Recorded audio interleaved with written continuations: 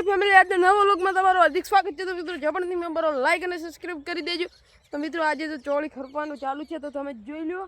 તો મિત્રો હું તમને ચોળી ખરપી છે તે બતાવું, તો તમે વ્લોગમાં જોઈ લેજો। તો મિત્રો તમે જોઈ લો ચોળી કેટલી મોટી મોટી થઈ ગઈ છે અને બાજુ પણ કેટલી મોટી મોટી થઈ ગઈ છે।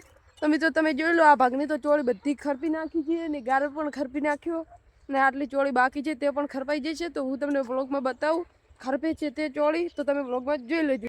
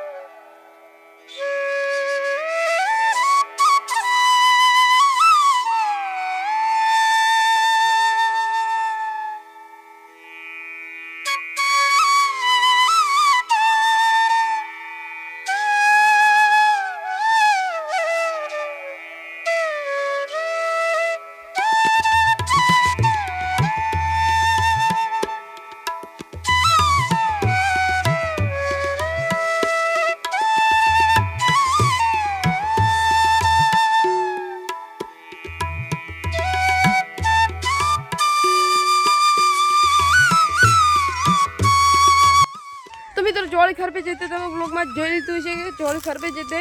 તો મિત્રો હું તમને આજનું મોસમ બતાવું। તો મિત્રો આજનું મોસમ હું તમને અલગ રીતે બતાવવાનો છું, તો તમે બ્લોગમાં જોઈ લેજો। તો મિત્રો તમને આ આંબો દેખાય, એ આંબાના ટેકાર ઉપરથી હું તમને આજનું મોસમ બતાવવાનું છું। તો તમે મિત્રો તમે બ્લોગમાં જોઈ લેજો આંબાના ટેકાર ઉપરથી કેવું મોસમ દેખાય છે તે।